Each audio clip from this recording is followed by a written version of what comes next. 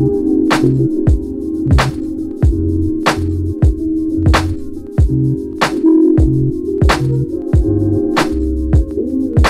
up, gamers? It's Dreamkillas representing MaddenMastermind here today to give you guys on the Gen 4, so the PS4, Xbox One version of the game, another quick blitz you guys can mix in, sending 4 guys. It comes in pretty consistently. I'd say, 75-80% plus, hopefully.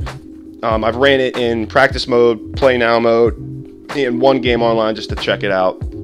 It seemed to come in okay. There are going to be 2 different setups, and it is going to be out of the nickel 2-4-5, not the nickel 2-4-5 even, but the nickel 2-4-5, where the linebackers on the ends are standing up. So playbooks you're going to have for choices, you guys can check out online. I'm sure there's a site or somewhere that tells you what playbooks, but I'm in San Francisco now, so I know it's in there. But we got Pittsburgh, Philly, Green Bay, Baltimore, 3-4, and I can't remember what else, but it's normally a 3-4 base formation, obviously because of the 4 linebackers that we're going to get on the field. So the play that we're talking about here is buck slant 3, and we'll go against, shotgun here first.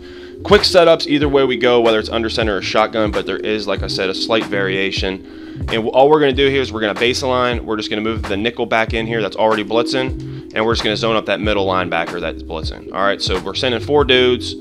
Should come in about 75-80% of the time, hopefully a little bit more often. And, there we go. That's good stuff. And worst case scenario, if it doesn't come in, you're only sending 4 guys, so we're in still good shape. Again, just baseline, move that nickel back in a couple steps, zone up the middle linebacker on the left, and you should be good to go. And as long as your nickel back's fast, I got Jeff Heath there. I could put Scandrick there. I normally like controlling him though, so that's pretty much your only move. Again, that's the pre-snap play art. Run the play here. You can see he comes in pretty hard off the edge. He's pretty quick, so that helps our scenario out. We can make plenty of adjustments here because we're setting this up in half a second here, and then we got plenty of time to make additional adjustments depending on what the opponent may be doing. Sending 4 guys, so you can't beat that. For some reason, it just doesn't work the same in 2-4-5 even. So remember that when you're picking your playbooks. Obviously, if you're running customs and stuff like that, you can see that's the one time it's going to get picked up. If you're running customs and stuff like that, obviously you can add it in, and hopefully get you some good plays. I'm not huge on nickel as far as like a base formation anymore.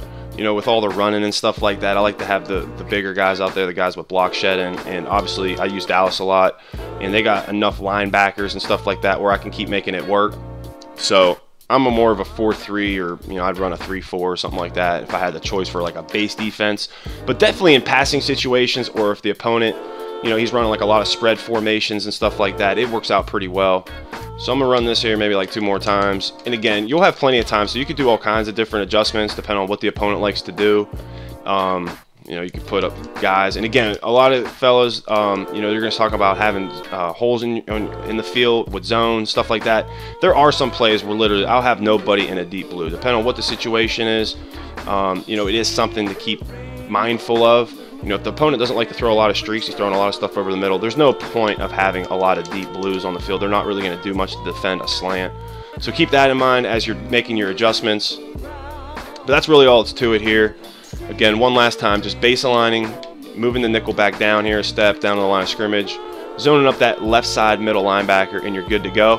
One other thing here also is that I wanted to mention, if you guys are going to be running, this play, or whatever, you can come out in this play as like a base defense, say for like a passing situation. Obviously you can always zone up the nickel back and send 3 guys or whatever, just to mix it up if he sees a lot of pressure coming from the left.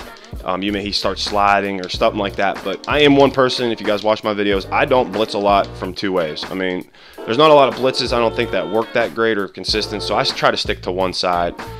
You can flip the play, do whatever you want with that. So that's pretty much the deal. And again, it's very simple to set up, so you'll have all the time in the world to make plenty of other adjustments. And we'll jump out of this now and go to the under center version, which is pretty much the same. The only big difference here is we're going to crash the middle. So again, we'll pick buck slant 3. Oh yeah, and then for the guys that need the setup written, it's going to be in the description box below. So just click on that and go below. You can paste it in like a Word document or something. That's where I type it up at. It looks all pretty on my side. I use the format that I use for my ebook for pretty much everything I do, just because it's consistent. So if you guys want that, it's pretty easy. But if you want something written down, so while you're labbing or something like that, you can figure it out. But anyway, again, it's buck slant 3. Same thing here. We're just going to move the nickel back in, zone the middle linebacker. Now this time, though, we're going to hit a line adjustment. So you could hit L1 or left, what is that? L1 or left bumper on Xbox One. And then you could see on point of attack, it's right stick down for crash middle. All right, so really all it's going to do is change the 2 linemen in the middle since we have 4 linebackers on the field. But we're still just sending 4 guys. That's really, really nice because under center can be, the blocking can be crazy. Same thing, I'd say, you know, you could probably get it, you know, 75–80% of the time.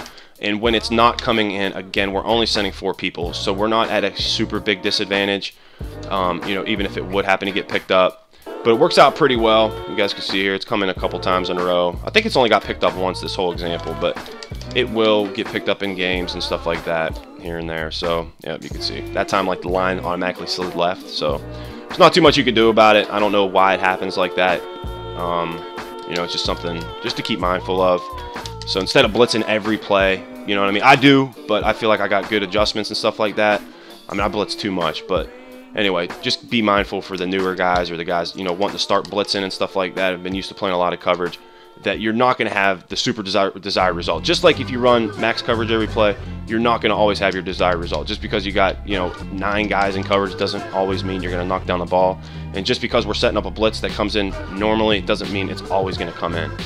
It's not like the years past where the programming was so simple that once you found a concept, you just apply it to multiple formations, or you find that formation and it always comes in the same exact way regardless.